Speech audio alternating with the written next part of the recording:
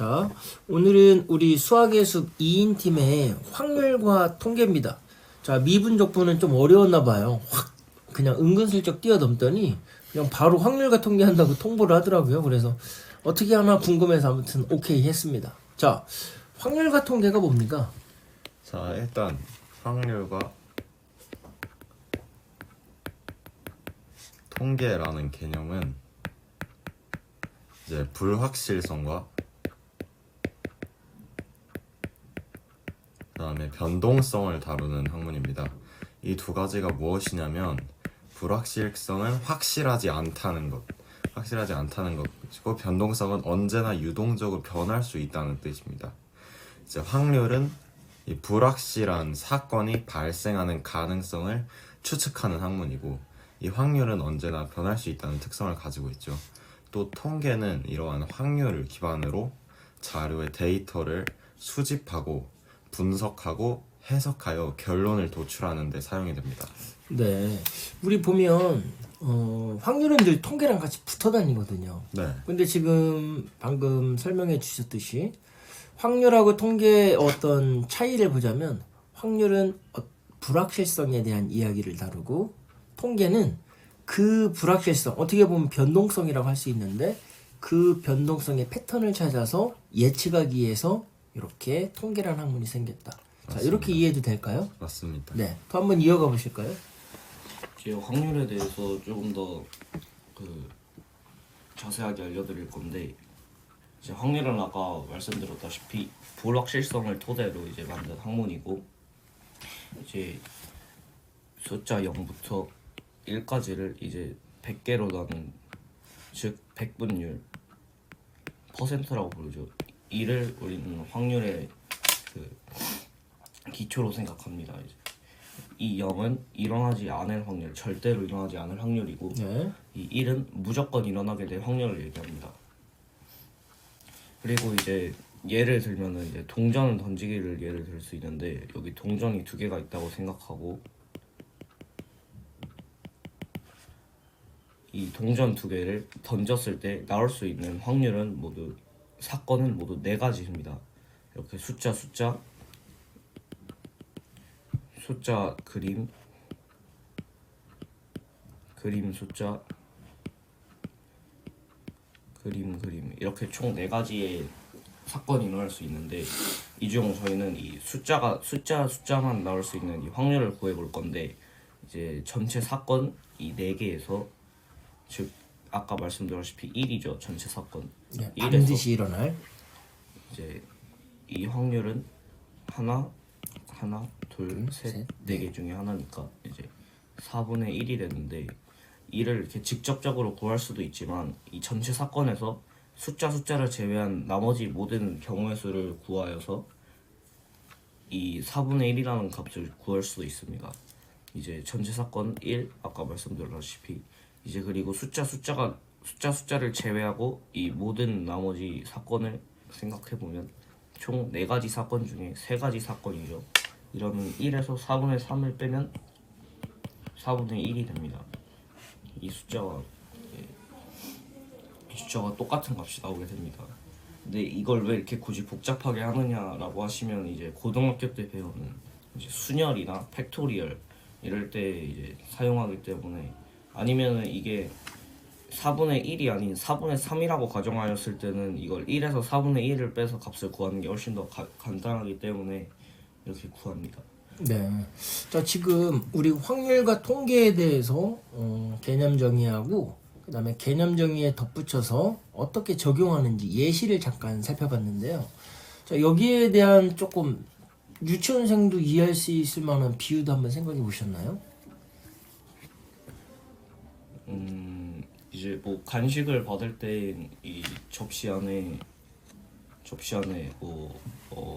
과자랑 이제 빵이 있다고 했을 때 이제 각각의 몇 개인지를 구해서 이제 안 보고 집었을 때 이제 어느 거를 뽑을 수 있는 확률이 나오거나, 아니면은 유치원들 예시가 어렵죠. 자, 뭐 지금 설명 잘한 것 같아요. 어떤 통 속에 자기가 좋아하는 카라멜이 있는데 어떤 친구는 땅콩 카라멜을 좋아하고 어떤 친구는 그 땅콩의 맛이 싫어갖고 그냥 땅콩 없는 카라멜을 원하는데 그 개수에 따라서 자기가 어떻게 선택을 할지 통과 그 개수를 보면서 뭐 생각하는 차원 그렇게 한번 이해를 하면 좋겠네요. 자 그러면 여기에 대해서 한번 더 덧붙여서 한번 이어나가 보도록 하겠습니다. 확률의 두 번째 특성은 독립성입니다. 독립성은 이제 한 사건의 결과가 다른 사건의 결과에 영향을 미치지 않고 두 사건이 서로 각각 떨어져 있다, 즉 독립되어 있다는 뜻입니다. 예를 들어서 두 가지의 상자가 있고 두 가지의 종류의 공이 있다고 칩시다. 여기서 색깔 있는 공을 뽑았을 때 여기서 색깔 있는 공을 나올 확률은 변하지 않습니다. 왜냐면 여기서 색깔 있는 공이 나올 확률은 전체 사건 1 중에 하나, 즉 2분의 1, 50%이고 또 여기서 하나를 뽑았다고 해도 여기에 전체 개수나 색깔 있는 공의 개수가 변하지 않기 때문에 여기서 나올 수 있는 확률도 똑같이 50%입니다. 즉 이 사건의 결과가 이 사건의 결과에 영향을 미치지 않습니다. 이것을 바로 독립성이라고 합니다. 자 그러면 독립성을 알아야 되는 이유가 뭘까요? 이제 생활에서 일어나는 사건 중에 종속되는 사건이 있는데 종속되는 사건은 한 사건의 결과가 다른 사건의 영향을 미칠 수 있는 확률입니다. 그런데 그런 종속적인 확률들도 있지만 이제 독립적인 결과들도 많이 사용이 되는데 예를 들어서 이제 방금 말씀드렸던 상자에서 뽑을 수 있는 확률이나 아니면 아예 다른 사건의 확률을 구할 수 있을 때 사용이 되기도 합니다. 네. 자, 더 덧붙여서 아까 다른 얘기 하셨는데 한번 이어서 해보실까요? 이제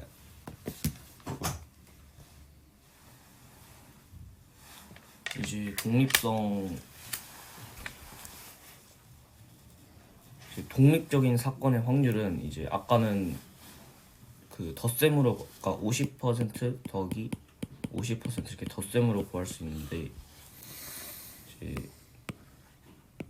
이것은 이제 곱셈으로 구하는 그러니까 독립적인 사건입니다. 여기 이제 색깔 있는 공, 없는 공, 있는 공, 없는 공이 있다고 했을 때 이 안에서 뽑을 수 있는 첫 번째 색깔 있는 공을 뽑았다고 했을 때 이 색깔 있는 공 하나는 없어집니다. 그러면 한 번 더 손을 집어넣어서 이 색깔 있는 공을 뽑으려고 할 때 이 아까 이 4개의 공이 있을 때는 확률이 2분의 1이었지만 지금은 3분의 1로 줄어들었습니다. 아까는 이제 이 상자와 이 상자 별개로 구했지만 이제는 이 상자 하나로만 구할 수 있는 이제 독립되지 않은 이제 종속적인 사건을 얘기할 때 씁니다. 여기서 근데 저가 생각할 때는 2분의 1 맞지만 하나를 뽑고 나서 나머지 자녀의 확률을 얘기하는 거군요. 네. 그러니까 이걸 용어로 뭐라고 한다고요? 종속 사건이라고 합니다. 종속 사건. 자, 우리 아까 봤을 때 두 개의 상자가 서로 연결되지 않을 때는 각각의 똑같은 상황이더라도 독립성을 유지하지만 이것들이 하나로 했을 때는 종속성으로 서로 영향을 미친다. 그거를 지금 얘기를 하는 것 같아요. 그래서 제가 방금 생각을 안 하고 언뜻 봤을 때는 4분의 1인데 왜 3분의 1로 했을까? 하나를 선택해서 남은 자녀의 확률이 3분의 1이다. 이렇게 이해를 하는 거죠? 네. 자, 이제는 통계의 특징을 알아봅시다. 이제 첫 번째 특징은 추정입니다. 추정.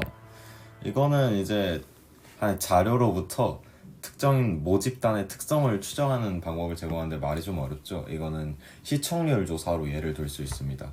우리가 어떠한 TV 프로그램의 시청률을 볼 때 전체 인구 5천만 명의 TV 시청률을 다 조사하기는 어려워요.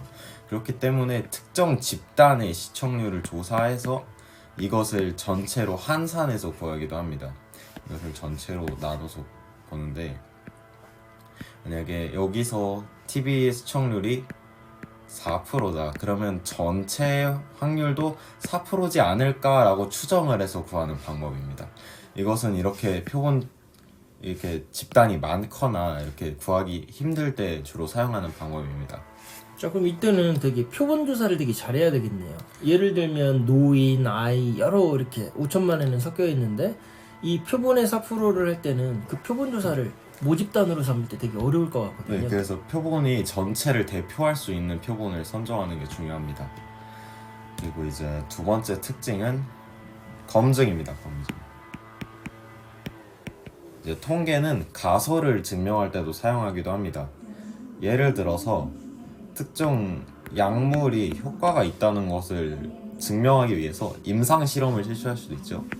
이 표본에게는 통하고 이 표본에게는 통하지 않고 이 표본에게는 통했다. 이렇게 해서 임상 실험을 실시했을 때 통계를 내서 여기서 이 약이 이제 효과를 보는 확률이 0.66%이다 이렇게 말을 해서 임상 실험에 활용할 수도 있죠. 이게 바로 통계입니다. 여기는 통하고 여기는 통하지 않고 여기는 통하고 이것을 수치화시켜서 나타낸 거죠. 세 번째는 예측입니다. 통계에서 가장 중요한 부분이라고도 말씀을 드릴 수 있는데요. 통계는 하나의 데이터로부터 미래를 예측하는 방법을 제공합니다. 과거의 경제 성장률을 기반으로 미래의 성장률도 예측할 수 있습니다. 과거에 비슷한 상황에서 이러했다면 미래에도 이럴 수 있다라고 통계를 통해서 예측을 제공하는 거죠. 네. 그래서 지금 우리 통계에 대해서 살펴봤을 때 추정, 검증, 예측 이렇게 있는데 실은 추정과 예측은 되게 비슷한 개념 같지만 조금 다른 면이 있네요. 네. 근데 결론적으로 제가 이해하기로는 이 통계와 확률은 어차피 수학은 이 보이지 않는 이 세계에 패턴을 발견하는 일이라고 할 수 있는데요. 맞아요. 아마 그 이 확률과 통계가 실생활로 적용할 수 있는 수학의 그 분과 중에 가장 응용하고 실용적인 수학 분과라는 생각이 듭니다. 네. 자, 우리 저번에 얘기를 나눌 때 그런 얘기를 잠깐 나눴어요. 우리 수업 시간에도 자주 하는데 우리는 종이에서 뭐를 볼 수 있어야 한다겠죠? 나무. 자, 구름을 볼 수 있는다겠죠? 이 하얀 종이에서 구름을 볼 수 있어야 된다 그랬습니다. 그러면 종이랑 구름이 무슨 상관이야 라고 할 때 구름이 없으면 비가 내리지 않고 비가 내리지 않으면 나무가 자랄 수 없고 나무가 없으면 종이가 만들어질 수 없다. 따라서 이 종이 안에 구름이 있다. 자, 이렇게 바라보는 힘, 이런 거를 실은 창의성이라고 합니다. 우리는 흔히 창의성이라고 하면 뭔가 새로운 걸 자꾸 만들려고 하는데요. 이 세상에 새로운 게 있을까요? 없어요. 기존에 있는 서로 다른 것을 이렇게 연결할 수 있는 힘, 이 보이지 않는 종이와 구름 사이에 이 숨은 사연, 패턴을 발견할 수 있는 힘, 이게 곧 창의성이고 이게 곧 바로 시고 이게 바로 수학이라는 생각이 듭니다. 그래서 이 수학에 보이지 않고 연결되어 있는 이 패턴들 어떤 식으로 과학적으로 객관적으로 발견해서 제시할 수 있는지 이게 확률과 통계의 한 큰 부분인 것 같습니다. 자, 그럼 오늘 확률과 통계에 대해서 우리 중학교 2학년 친구들이 아마 영상을 찍은 지 또 얼마 안 돼서 많이 이렇게 막상 자기가 알고 있는 것을 다 표현하지 못하는 경우도 많은 것 같아요. 그래서 우리가 지금 이 영상을 찍는 거는 뭐 어마어마한 일을 하고 조회수를 올리고 그런 차원이 아니라 성장하는 모습을 보여주는 한 과정일 수 있습니다. 그래서 어떻게 더 발전하는지 다른 친구들도 잘 한번 살펴봤으면 좋겠습니다. 자, 오늘 영상 이 준비하느라고 고생 많으셨습니다. 감사합니다. 네.